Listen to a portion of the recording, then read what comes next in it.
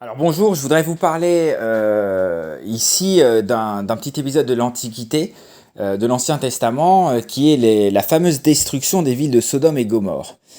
Dans la Bible, quand on lit les passages liés à ça, pour resituer un petit peu le contexte, ce sont des villes où le péché était grand, notamment la luxure, pour faire vite, et donc Dieu, le Dieu Yahvé, hein, donc le Dieu hébreu, le Dieu des dieux, décide de détruire ces deux villes, puisque les gens n'ont plus de comportement moral adapté, et ils sont vraiment devenus plus bas que terre, et donc ces villes méritent d'être détruites.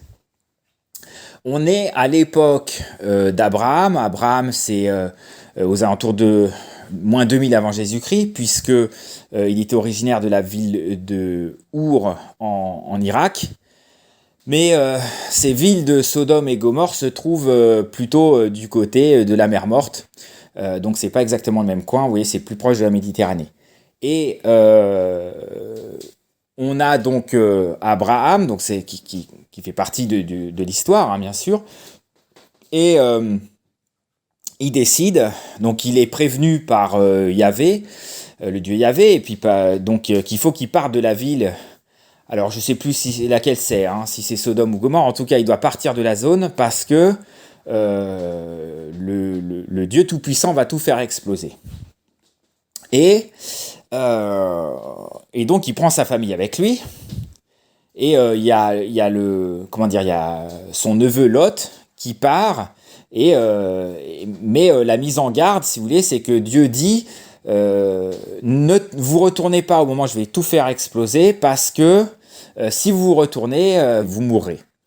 Et puis donc l'événement a lieu, tout le monde s'en va, et malheureusement la femme de Lot se retourne par curiosité. Ça c'est un peu raconté comme ça, et donc elle se transforme en statue de sel. Et puis voilà, tragédie, Lot perd sa femme. Chérie, t'es où? Oh, mince, elle est devenue une statue de sel. Et puis bon, voilà grosso modo l'histoire. Mais en fait, alors quand on lit ça, pareil, présence de surnaturel, se transforme en statue de sel, pur délire. Donc là, on dit, c'est encore un texte ancien. Ça se voit d'ailleurs que le texte est ancien, parce que le type encore qui a rédigé, il n'était pas très net à un moment donné. Jusqu'à là, ça allait. Bon, encore, j'aurais pu accepter que le dieu Yahvé rentre dans la baraque et dise à Abraham, bon, faut faire tes affaires parce que je vais tout faire sauter.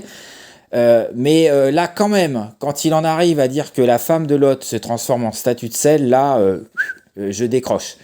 Effectivement, nous, en tant que lecteurs modernes, quand on lit ça, ça pose un souci. Alors c'est pour ça que, d'ailleurs, il est demandé dans les religions de croire aux histoires, mais sans trop les comprendre. Mais aujourd'hui, on peut aussi les comprendre. Or, ce qui est très intéressant, vous allez voir, c'est comment la science avancée va confirmer l'histoire ancienne. Et c'est ça souvent qu'on a, et c'est ça qui est hyper intéressant. Ce qui se passe, c'est que quand vous faites une explosion atomique, la zone en question va être exposée à une très haute chaleur en un coup. Et le fait qu'il y ait ça fait que les objets, les corps morts et les corps vivants, hein, les animaux, les créatures vivantes, etc., vont mourir. Alors bon, les objets morts ne vont pas mourir, hein, c'est super ce que je dis, mais bon, vont être désintégrés. Et dans leur désintégration, ils vont se charger de sel. Donc c'est un phénomène qu'on appelle la ionisation ou vitrification. Je crois que c'est cousin germain. Et en fait, ce qui va se passer, c'est que l'homme va mourir, par exemple, mais il va être chargé en sel plus que du temps où il était vivant. Donc au niveau des roches, vous allez avoir des espèces de sortes de cristaux qui apparaissent. Donc ça, c'est la vitrification. Et donc on sait que la zone, comme ça, est frappée. En fait, ça n'est possible que si c'est exposé à une très haute chaleur. Donc on sait que les bombes atomiques, c'est pas froid. Et pendant un temps court. Et ensuite, il faut que ça, vous voyez, il faut que ça dure pas longtemps. Et voilà le processus chimique. Je vous le résume pas très bien, hein, mais c'est grosso modo ce qui se passe, qui se produit. Et là, on commence à relire le texte ancien, on dit merde, la femme de Lot, c'est une statue de sel, donc il y a l'évocation de la présence du sel au moment où elle meurt. Et là, on se dit merde, ça fait penser à une bombe atomique. Et le problème, on va regarder les dates. on va s'apercevoir que c'est la vie d'Abraham. Donc on est aux alentours de 2000 avant Jésus-Christ. Peut-être c'est 1900, je ne sais pas. Peut-être des spécialistes vont avoir daté de façon plus précise. Tout ça, c'est un travail de recherche. Et bon, là, je ne l'ai pas fait parce que je cite l'histoire en général. Je pense que ce n'est pas très important. L'essentiel, c'est de situer un petit peu. On va dire, bah oui, mais il y a 4000 ans, les types, ils n'ont pas de bombe atomique. Elle dit, les types, non, mais Yahvé, oui. Et donc, Yahvé, il peut tout faire. Oui, ça, c'est quand on est dans une perspective surnaturelle. Parce qu'on a un effet matériel et physique qui est digne du XXe siècle. Or, ça a 4000 ans. Et dans le texte, on a la description d'un effet physique d'une explosion nucléaire. Et on dit quand même, quand les types ont écrit l'histoire, même s'ils l'ont écrit bien après, parce que l'histoire se déroule en 2000 avant Jésus-Christ, et comme on le sait, la Torah a été écrite quelques siècles plus tard. Mais même quelques siècles plus tard, ils ne peuvent pas le savoir. Les rabbins qui écrivent, les prêtres lévitiques qui écrivent ces histoires ne peuvent pas savoir ça. Ils ne peuvent pas savoir quelles conséquences ça peut avoir. Donc comment l'ont-ils su ? Et donc, vous voyez, là, on rentre dans une énigme qui est très forte, et qui pose encore la question de savoir qui se trouve à ce moment-là, en moins 2000 avant Jésus-Christ. Est-ce que l'être humain est seul ?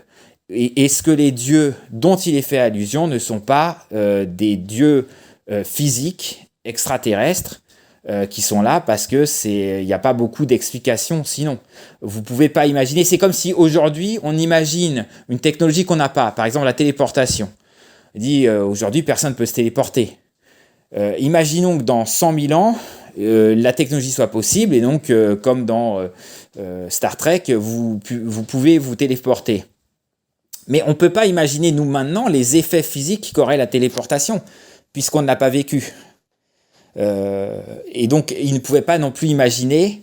Or, ceux qui décrivent comme conséquence d'une explosion, si vous voulez, d'une destruction intégrale, ça fait penser à une destruction nucléaire, une explosion nucléaire qu'on aurait aujourd'hui.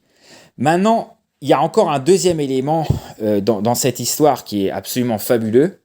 Et ce deuxième élément, c'est que où se trouvaient ces villes de Sodome et Gomorrhe. Et d'après les recherches, je crois qu'elles n'ont jamais été retrouvées, mais on pense qu'elles se trouvent au niveau de la mer Morte. Alors certains vont dire un peu même dans les fonds marins, je crois qu'il y a des archéologues qui à un moment donné avaient trouvé des choses.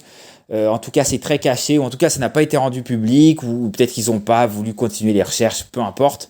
En tout cas, ça n'est pas officiel, mais on sait que c'est dans cette zone. La ville de Sodome et Gomorrhe se trouvait dans cette zone de la mer Morte. Or, qu'est-ce qu'il y a dans la mer Morte ? Quelle est la particularité de la mer Morte ? La particularité, c'est qu'elle est chargée de sel. Et ça, c'est pas anodin, et ça nous renvoie directement à la conséquence physique et réelle de l'histoire biblique. C'est-à-dire que c'est un deuxième indicateur matériel physique qui nous indique que oui, il y a très forte chance que le récit biblique soit vrai, que l'histoire biblique soit vraie, parce que là, on a une trace physique. Donc, c'est quand même chargé en sel, ce qui devrait un petit peu attirer l'attention. Et donc, encore une fois, on retrouve à ce moment-là l'allusion à la destruction physique réelle des deux villes légendaires, Sodome et Gomorrhe. Encore une fois.